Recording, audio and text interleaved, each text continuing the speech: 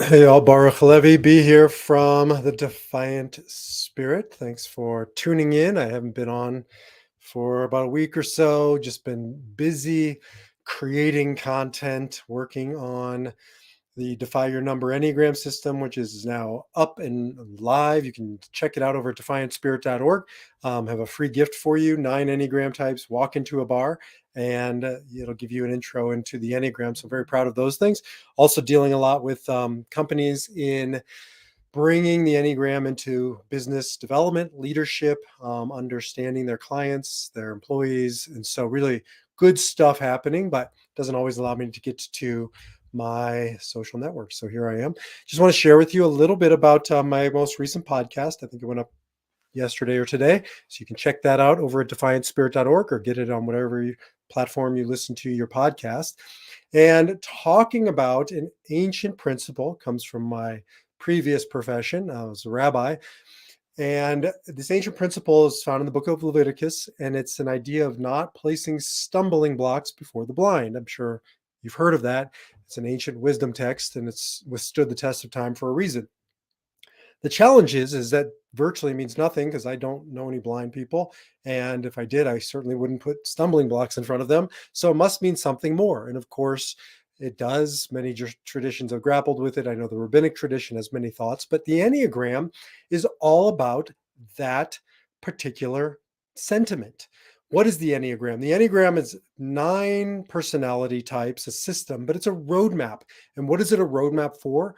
For understanding blind spots, for understanding where I am blind.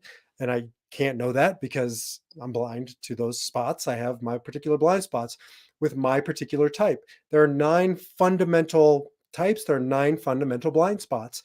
And so now with the Enneagram, picture behind me, sort of a picture of the Enneagram, we have a roadmap of how to deal with my blind spots. It's sort of like in your car.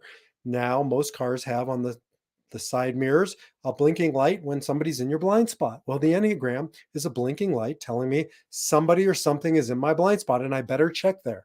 So it's certainly for me to do my growth work in ways that I just couldn't know otherwise.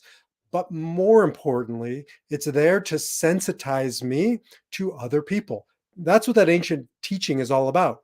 Becoming sensitive, becoming the type of person that certainly wouldn't go out of their way to put a stumbling block before somebody who's blind. But more than that, it isn't literal. I mean, don't be a schmuck, it is literal, but I don't know anybody's going to do that.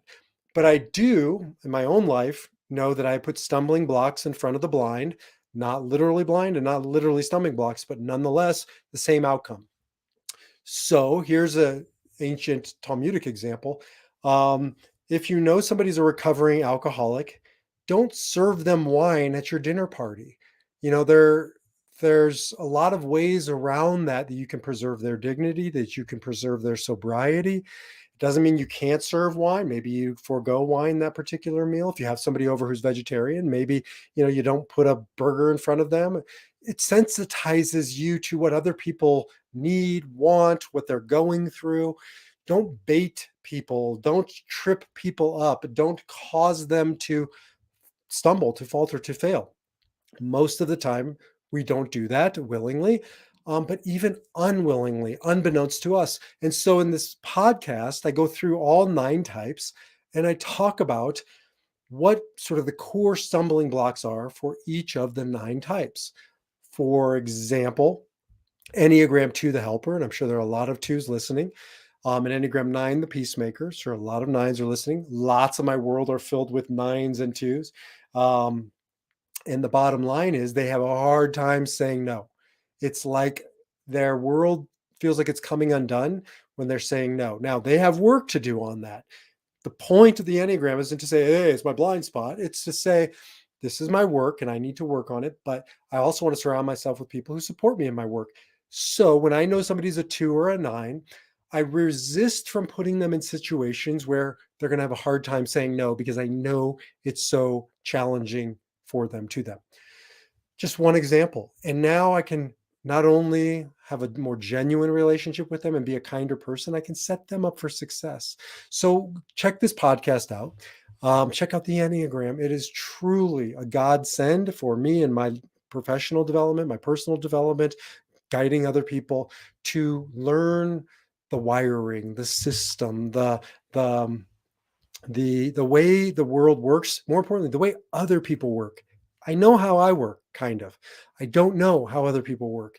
And so now it's a roadmap, it's an insight into who they are, what they do, and more importantly, why they do it. It has changed the relationships I have in my life, and I know it will be valuable in both your life and learning how to stop reacting and start responding, and also to deepen your relationships, to become more sensitive to what other people need, what they don't need, how to give it to them, and how to move forward.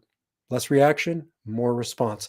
Jump over defiantspirit.org. Until the next time, discover your number so you can defy your number and live your spirit.